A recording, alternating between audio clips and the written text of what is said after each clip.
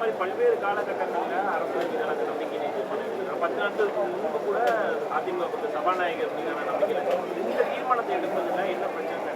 அதுதாங்க அவங்க தான் சொல்ல வேணும். நாங்கள் செய்தித்தாள்லையும் ஊடகத்திலையும் அன்றாட செய்தி வந்து கொண்டிருக்கின்றது. மக்களிடத்தில் ஒரு பதற்றமான சூழ்நிலை நிலவி கொண்டிருக்கின்றது. இன்றைக்கு அமலாக்கத்துறை பல்வேறு துறைகளிலே சோதனை நடத்தி இந்த சோதனை அடிப்படையிலே செய்தியில் வெளியிடுகின்றன. இந்த துறையில் இவ்வளவு கோடிக்கு முறைகேடு நடந்திருக்கு. இந்த துறையில் இருக்கிற அமைச்சர் உறவினர்கள் அவருடைய இல்லத்தில் அலுவலகத்தில் கைப்பற்றப்பட்ட ஆவணங்கள் என்று வெளியிடப்படுகிறது. அது மட்டுமல்ல, ஒரு அமைச்சர் இந்து மதத்தை புண்படுத்துகின்ற விதமாகவும் பெண்களை இழிவுபடுத்துகின்ற விதமாகவும் பேசியிருக்கிறார். இதையெல்லாம் முக்கிய பிரச்சனையா இந்த ஆட்சிக்கு தெரியல. இதையெல்லாம் விவாதிக்க வேண்டும் என்று தான் நாங்கள் அவையிலே இந்த விதி எண் 72 கீழ் கொண்டு வந்தோம். அது அனுமதி கொடுக்க வருத்த காலத்தில் இருந்திருக்கு. இதெல்லாம் ஒரு முக்கிய பிரச்சனை.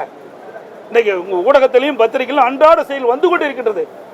ஆக இந்த செய்தி என்ன என்று விளக்கமாக இந்த அரசு தான் விளக்க வேண்டும்.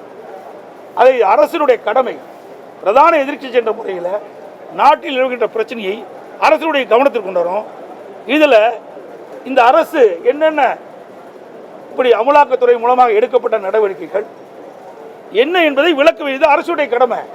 அதை விட்டுட்டு நாங்கள் கொண்டு வந்த தீர்மானத்தை நாங்கள் கொண்டு வந்த இந்த 3 கோரிக்கையும் நிராகரித்து பேசுவதற்கு அனுமதி கொடுக்காம எங்களை கொடுக்கல. அதனால் நாங்கள் வேறு வழி இல்லை, நாங்கள் வெளிநடப்பு செய்யணும். அது என்னைக்கு பரிசீலனை வரப்போகுது? இன்னும் ஒரு 10 நாள் தான் இருக்குது. பரிசீலனை கொண்டு போயிடுவாங்க.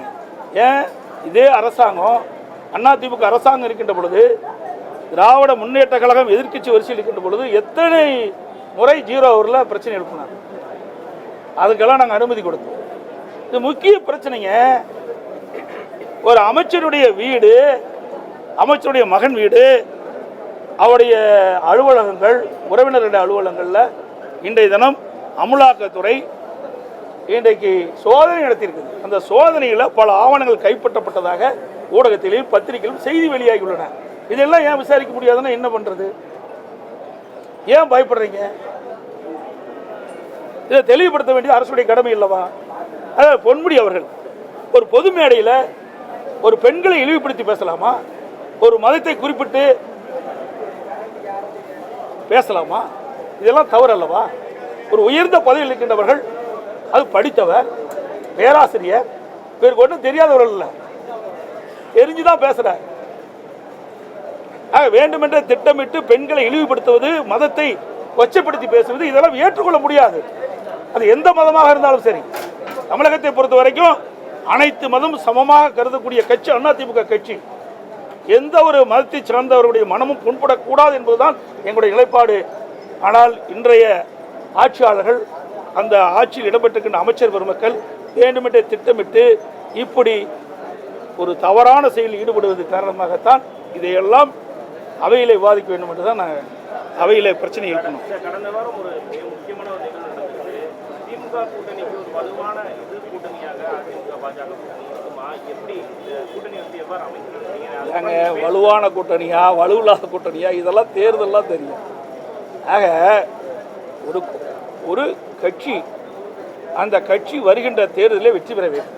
நான் ஏற்கனவே சொன்னேன், சிதறுகின்ற வாக்குகளெல்லாம் ஒன்றாக சேர்த்து எதிரிகளை வீழ்த்த வேண்டும். அப்படி இந்த ஆளுகின்ற திராவிட முன்னேற்ற கழக கட்சி வீழ்த்த வேண்டும், இந்த ஆட்சியிலிருந்து அகற்றப்பட வேண்டும் என்ற கருத்து உள்ள கட்சிகளெல்லாம் ஒன்றாக இணைத்து நாங்கள் தேர்தலில் போட்டியிடுவதற்கு நாங்கள் முயற்சி செய்தோம். அந்த முயற்சி முதற்கட்டமாக பாரதிய ஜனதா கட்சி எங்களோடு இணைந்திருக்கிறோம். இன்னும் பல கட்சிகள் வரும். இன்னும் ஒரு ஆண்டுகள் இருக்கின்றன. அனைத்து இந்திய அண்ணா திராவிட முன்னேற்ற கழகம் பாரதிய ஜனதா கூட்டணி அமைத்திருக்கின்றன. எங்களுடைய கூட்டணியில் இன்னும் பல கட்சிகள் விரைவில் சேர இருக்கின்றன. எல்லாம் எப்படி வெளியில பேச முடியும்? சிலதான் பேச முடியும், சிலதெல்லாம் பேச முடியும். அதிமுக பாஜக கூட்டணியை திமுக கூட்டணி விமர்சிக்கிறாங்க. சந்திரபாத கூட்டணி, அதாவது பாஜக கூட்டணியை இல்லைன்னு சொன்னவங்க அதை வச்சிருக்காங்கன்னு ஒரு விமர்சனம் வைக்கிறாங்க. ஏங்க, எங்க கட்சி நாங்கள் யார் வேணாலும் கூட்டணி வைப்போம். இவங்களுக்கு ஏங்க எரிச்சல் போடுறாங்க? ஏங்க பயம்? இன்னைக்கு பயம் வந்துட்டுது. அதிமுகங்கிறது ஒரு பிரதான கட்சி. இன்னைக்கு தமிழகத்தில் 30 ஆண்டு காலம் ஆட்சி புரிந்த கட்சி, 50 பொன்விழா கண்ட கட்சி. எங்களுடைய கட்சி ஆட்சிக்கு வர வேண்டும், அந்த எண்ணத்தின் அடிப்படையிலே நாங்கள் கூட்டணி அமைத்துக் கொண்டிருக்கிறோம். ஆகவே நாங்கள் கூட்டணி அமைச்சா உங்களுக்கு என்ன கஷ்டமா இருக்குது, உங்களுக்கு என்ன எரிச்சல் படுறீங்க? நாங்கள் யாரோட வேணாலும் கூட்டணி வைப்போம், அது எங்களுடைய இஷ்டம். நீங்கள் இவரோட கூட்டணி வச்சா வரமாட்டீங்க, அவரோட கூட்டணி வச்ச மாட்டேங்க, நீங்கள் சொல்ல அது உங்களுக்கு தகுதி இல்லை, அருகதி இல்லை. இதெல்லாம் மக்கள் முடிவுன்றது, வாக்காளர் பெருமக்கள் முடிவு செய்யும். மாநில உரிமை தொடர்பாக முதலமைச்சர் ஒரு தீர்மானம் கொண்டு வந்திருக்காரு. அதற்கு அதிமுக எந்தவித கருத்தும் தெரிவிக்கல. இது வருத்தம் அளிக்குதுன்னு முதலமைச்சர் சொல்லியிருக்காரு. கடந்த காலங்களில் திமுக கொண்டு வந்திருக்கக்கூடிய தீர்மானங்களுக்கு அதிமுக கருத்து வேறுபாடு இருந்தாலும் அதற்கு ஆதரவு தெரிவிச்சிருந்தாங்க. ஆனா இந்த விஷயத்துல எதுவும் எடுக்கல அப்படின்றாரு. அருமையான கேள்வி கேட்டீங்க. இதனை கேள்வி கேட்பீங்கன்னு நினைச்சிட்டு இருந்தேன். சிந்திச்சு பாருங்க. அத்தனை ஊடகங்களும் பத்திரிகைகளும் மனசாட்சியுள்ள மனிதர்கள் அத்தனை பேரும் எண்ணி பார்க்க வேண்டும். 16 ஆண்டு காலம் மத்தியிலே ஆட்சி அதிகாரத்தில் இருந்தது திமுக.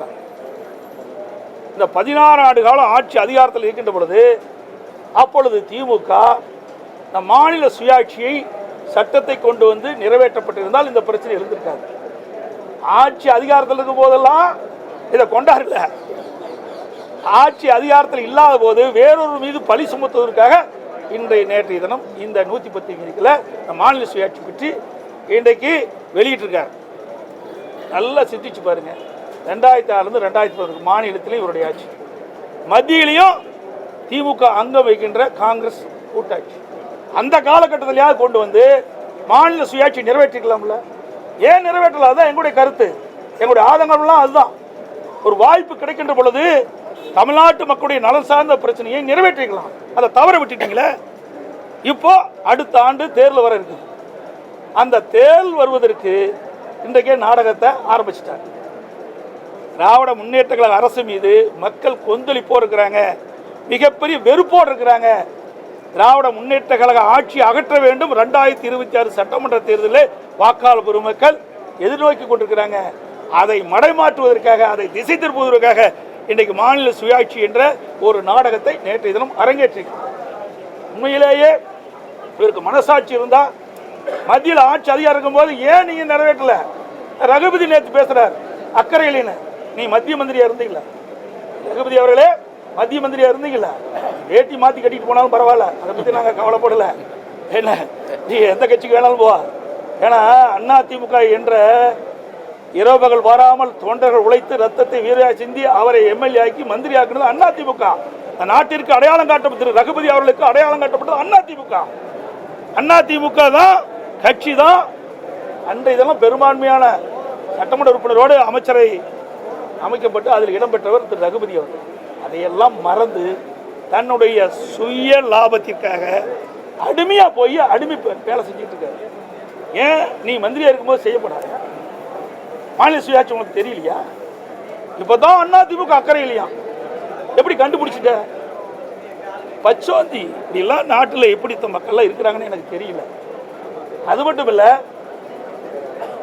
இந்தியா கூட்டணி அமைச்சாங்க 2024 நாடாளுமன்ற தேர்தலின் போது. இந்தியா கூட்டணி குறைந்தபட்ச செயல் திட்டத்தில் கூட மாநில சுயாட்சி அப்போ இடம்பெற்றுக்கலாம்ல. ஒரு இந்தியா கூட்டணி என்ற போது ஆட்சிக்கு வந்தா மாநில சுயாட்சியை சட்டத்தை கொண்டு வந்து நிறைவேற்றப்படும் என்று ஏன் நீங்க அஜிதால கொண்டாடல? 2024 நாடாளுமன்ற தேர்தலில் பரப்புரையாட்டினீங்கல்ல. அப்ப எங்கேயாவது திரு ஸ்டாலினோ உதயநிதி ஸ்டாலின் அவர்களோ எங்கேயாவது மாநில சுயாட்சி பற்றி பேசுறாரா?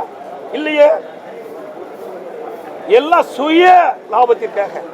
மத்தியில் ஆட்சி அதிகாரம் கிடைக்க வேணும், அது தன் குடும்பத்திற்கு கருணாநிதி குடும்பத்தை சேர்ந்தவர்கள் மத்தியில் ஆட்சி அதிகாரத்துக்கு வரணும். அதுதான் அவருடைய நிலைப்பாட ஒழிய தமிழ்நாட்டு மக்கள் மீது அக்கறை இல்லாத ஒரு அரசாங்கம் திமுக அரசாங்கம், திமுக கட்சி.